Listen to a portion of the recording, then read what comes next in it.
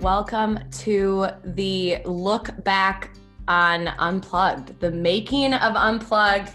We were in the middle of the global pandemic that we're still in the middle of, so we had to consider the mask wearing, the social distancing. Someone was saying the other day in a meeting that we had that this was like one of the first times that we were out of the stay-at-home order and could like be together for the first time in a long time. I mean, I don't know about you, but I was a little worried I would even have social skills anymore. I don't know if anybody else was worried about that, but we just want to look back on what the day was like. And so we just wanted to kick it off with some questions. Yeah, I mean, I just didn't know if I could resist hugging everyone. I know. Oh, it was just impossible. But you guys were all a big part of it. I mean, we couldn't have done that without all of you. So we want to hear from you, and even just kick off with, you know, what do you remember most? What stood out as like kind of your favorite memories of that day? Honestly, one of the things I remember most, Rach, was just you driving everyone and just like pushing the train forward with brute force. Like, it was the most serious. I mean, too.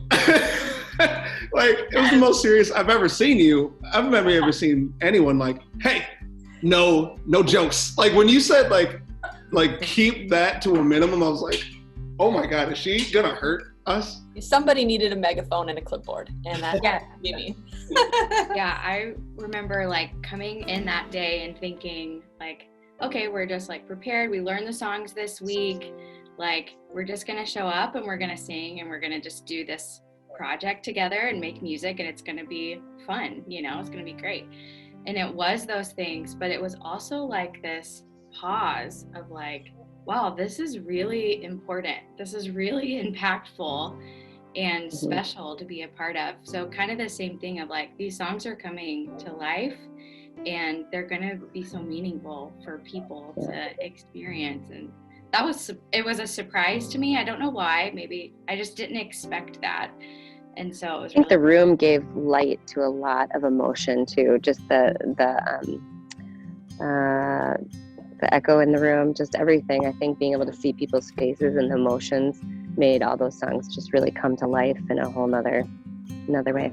We probably went into it thinking that we were making this beautiful project to make a difference and make an impact on other people. And I don't think a lot of us expected that it was going to make such a big impact like on ourselves. And I just remember getting there, and I think especially KJ for your song where like the Let It Be said, where there was, I think it was the bridge where it was just all of us, like just the choir singing together. That like honestly restarted my batteries. Like I can't say how impactful that day was on like my own spirit, just feeling weary in this season.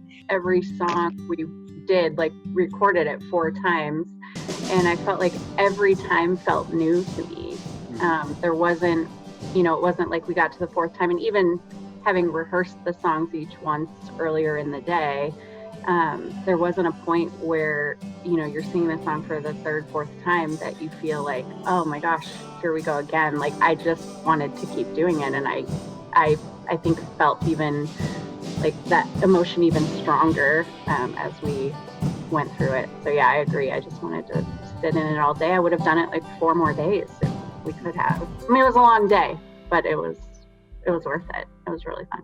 The day was so meaningful and powerful, but none of these things, you know, go off without a hitch, without something happening. So were there any like funny stories or goofy things that happened that kind of made the day a little lighter? It was really quiet. I mean, we're like out in the middle of nowhere, you know, it's really quiet.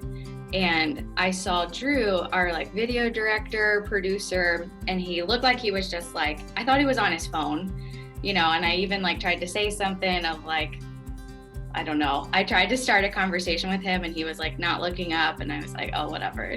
That's a little rude, but it's fine. Bye, you know, or whatever.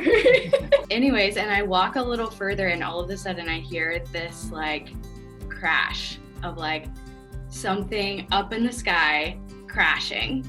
And I was like, well, I mean, I've like turned around and I'm looking everywhere for where did the sound come from? What in the world was that? Like, it's really quiet out here. And I see the drone stuck up in the tree and Drew like running to be underneath it to try and either catch it if it was gonna fall or figure out where it was. And he was like kind of panicking, and it all made sense at that point. Drew was driving this drone and accidentally got it stuck in a tree. And I'm like walking up on the path, and like Ben Early like approaches me. He's like, did you bring a football? Because I think he maybe texted me the night before. Like we talked about like, oh, bring something to toss around at some point. I was like, oh no, I don't have a football in my car, and I should. I let the boys down. We don't have anything to toss around. But I think someone had a tennis ball, and I was like, but we can play with that. He was like, no, we need it to get this drone out of the tree. And I was like, oh, so we're not gonna be friends and hang out. Yeah, this feels much more important. So April thinks that Drew is just this rude guy who has no interest in having a conversation with her, and KJ is trying to impress the boys but forgot a football. All the while, the two of you are like totally not reading the outside situation of what's going on. Is that kind of just a better synopsis of what that was? I was just trying to get a dub for the boys, man, and I got shut out. Ladies, we could talk about the dressing room area was a total nightmare. Disaster, clothes all over the place. What should I wear? Emily brought like her closet for everyone to choose their outfits from. The girls came back in just like fashion show ready, like in blazers. Like, all right, we're just I just brought all my blazers, okay? Right. A lot of sins can be covered with a blazer. That was hilarious. Like, from the women's side, but like me having a full-on, like we were having a very intense conversation with Mark Allen about his outfit. Like he was, do you remember that? Like after or like during lunch, he was like, okay, but I've got these pants and these shoes and this jacket. We all had to consider what we all are wearing. We're all wearing jean jackets and tight pants. It's like, who gets to be the one that wears the jean jacket, the white t-shirt, and the black tight pants, Speaking of having like the same attire, Eric, don't you have the same hat right behind you right now? Yes. Listen, if it's oversized, if it's trendy, if it's vintage, that's the style. Men and women. It's like, do I wear big pants with a small shirt or big shirt with small pants? One of the other things that was happening is we had to like change our shoes. Because we left the building to go to a different building. There's snow on the ground. So everyone had an extra pair of shoes right when he walked in the chapel where we were recording. I think the day would have been condensed to half if we didn't have to change our shoes the whole day. Very point of the whole day. I want to know if you guys have a favorite song that sticks out from that day in particular. Steady was like a life-changing moment for me, just getting to do that. First of all, Angie is my earth angel. That voice brings me life, and just watching her with her eyes closed singing this, I just think it's the most beautiful song. Whole Heart, I think, is one of my favorite songs for sure. And it was cool seeing Bryce and April bring it to life in a different way. That was actually really, really, really cool to see. For me, it was all culminated in Yes, You Are Worthy at the end. And, all of you guys had your ears in. And so you are hearing all the instrumentation, everything fully, right? That's the way we recorded this. I heard only voices and drums. And so my vantage point was very unique, but man, even practicing Yes, You Are Worthy, it was just like full body chills. I loved the song We Believe. It's super declarative. And so like, we believe that you will work a miracle. We believe that you are here, you'll move again, like all these things, and singing that from a place of, like we said, that we hadn't even we hadn't been in the same room together. We haven't been in like social environments and stuff. And so we're singing this as a choir, and it was like we finally get to join our prayers together in one room and also believing that for everyone who's watching or listening, of like inviting them into this moment of like, we're in this together and we're believing God for whatever it is, for a breakthrough, for his presence, for his faithfulness. Like, we know that he is good and he is true, and like he will show up on the other side of this. And I thought that was really strong to kind of join our voices together in this prayer, you know. There were moments where I would find myself like, I don't know if it wasn't really forgetting the words, but just almost being so overwhelmed with being in that moment that it was this chance to like have my friends kind of sing over me. And I think in 2020, like we've all gone through that and are still going through that. And there are days, I know for me, I'm sure for all of you too, that some days are easier than others. And on the hard days, it's okay to let everyone know you're having a hard day, because we can all relate to that and have your friends, you know, sing over you. But that was so special. And when you're a part of a group like this and everyone not only like is willing to sing, but sounds beautiful, it's really easy to get caught up in that moment. So it was really special to just be with this group and have you all sing over me. You know, it's not just recentering and personal for the community, but that eventually, you know, that the purpose of that is that it is visible and spreads to the real world, because I mean, the world doesn't stop turning when, you know, when we come together to worship it. You know, we come together to worship so that we can have an impact on the world that is, you know, a part of, you know, aside from that. I'm gonna ask, what impact, as we know these songs are coming out on Friday, what impact do you hope they have on the people who are gonna listen to them, and specifically our church? Well, at the beginning of this conversation, I think what we're talking about, like a big takeaway for us was just how amazing it felt to come together and make this. But we were also surprised at how it impacted us so much. And I think what really was happening was, it was like, we're singing these songs, ones we've maybe sang before, maybe not, but once we had sang them together and kind of declaring some of these things, there was just so much more power to it, just getting to be together and do that.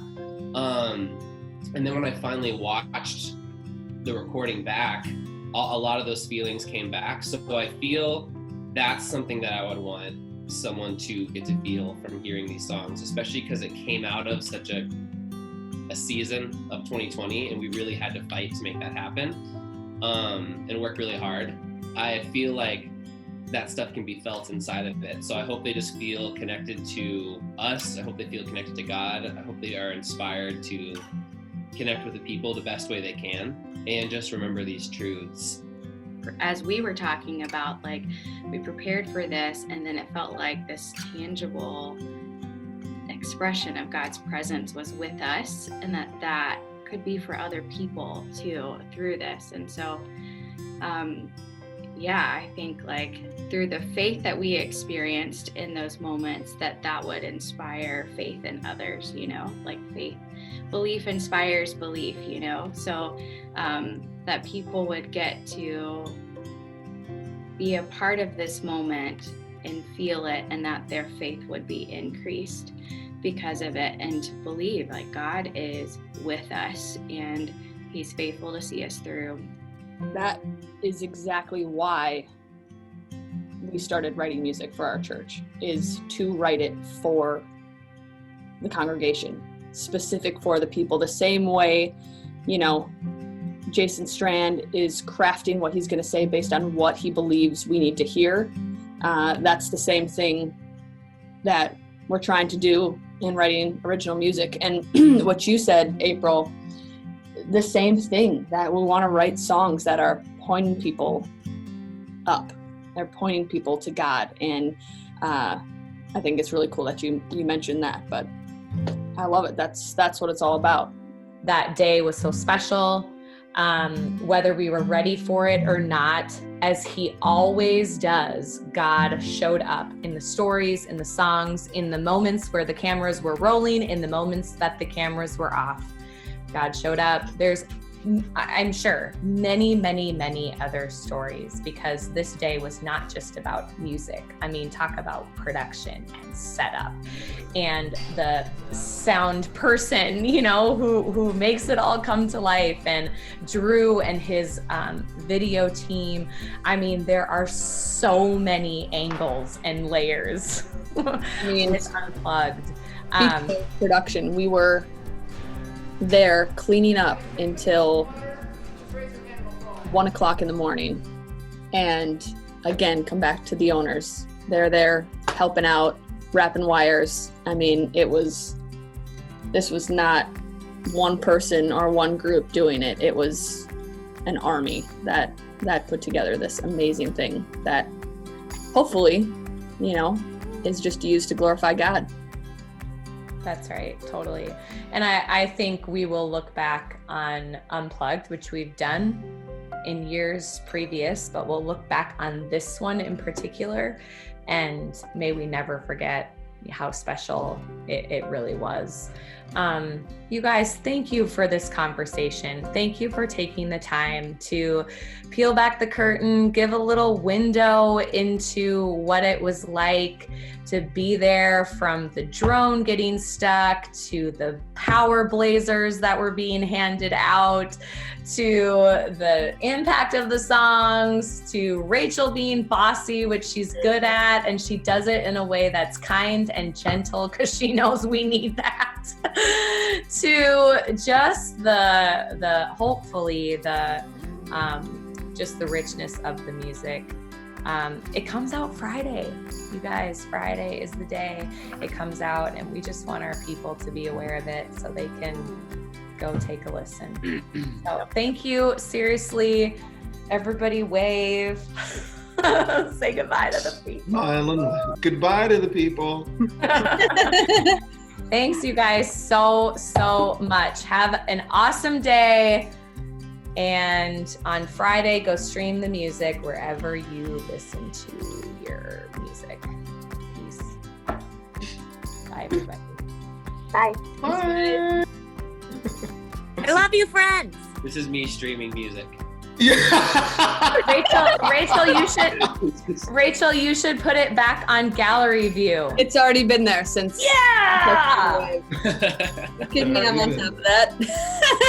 Is this not the universal sign for streaming? It is now. Yeah, it is.